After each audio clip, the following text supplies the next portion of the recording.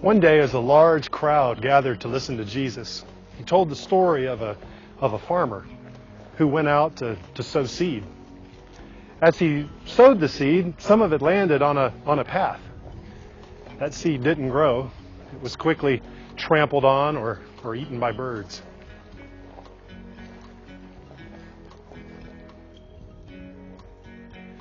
As the farmer continued sowing seed, some of the seed that he threw landed in the rocky places. And it may have grown for a little bit, but quickly, with no roots, it withered and it died. Other seed that the farmer threw landed among the thorns. And it too may have grown for a little while, but very soon the thorns choked it out and eventually killed it. Now, some of the seed that the farmer sowed landed on good soil. And when it landed, it grew. It formed roots, and it yielded a harvest 100 times greater than what was sown.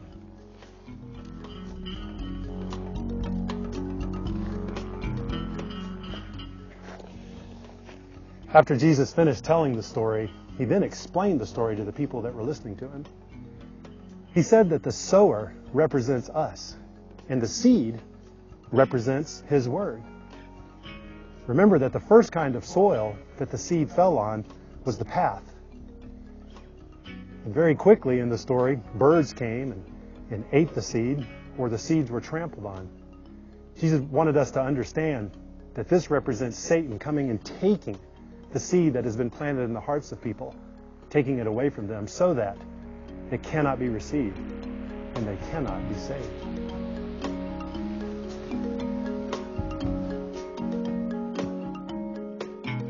The seed that landed on the rocky soil represents a person who receives the teaching of God with great joy, but there's no roots to their faith. And when life gets hard, they give up. The seed that landed among the thorny soil represents a person who receives the teaching of God with great joy, but very soon the distractions of life come and attack it and eventually choke it out and kill it.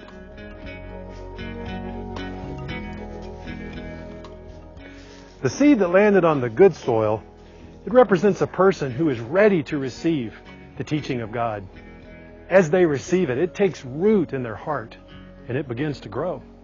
And it produces a great harvest in their lives. One of the things that's really interesting about this story that Jesus told is that Jesus did not discriminate about where he threw the seed. He threw it everywhere.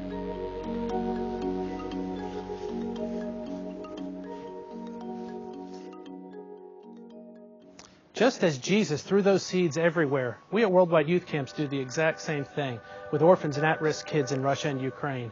We don't discriminate which ones we try to reach with the gospel of Jesus Christ. I want to take you on a tour of the Garden of Possibilities, the options for the future for these kids. Come on with me. The first garden we're going to visit is the Garden of Homelessness and Joblessness. Unfortunately, 6 out of 10 orphans in Russia and Ukraine are going to end up living here by the time they're 19 years old.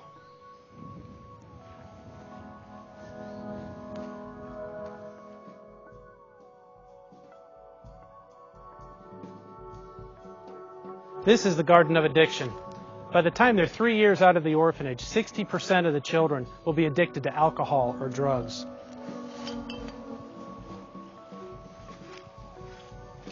This, unfortunately, is the Garden of Death. 1 out of every 10 orphans in Russia and Ukraine will commit suicide by the time they're 19.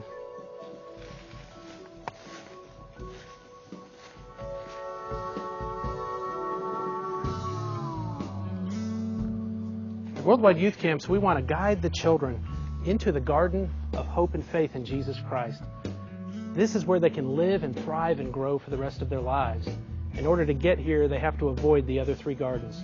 Worldwide Youth Camp's mentors work with children from the time that they're in the orphanage, young and in the orphanage, through orphanage graduation and on into young adulthood to guide them into hope and faith in Jesus Christ.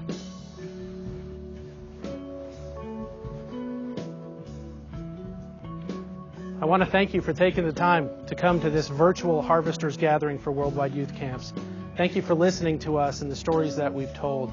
I invite you to check out the rest of the website and learn a little bit more about how you can help orphans in Russia and Ukraine.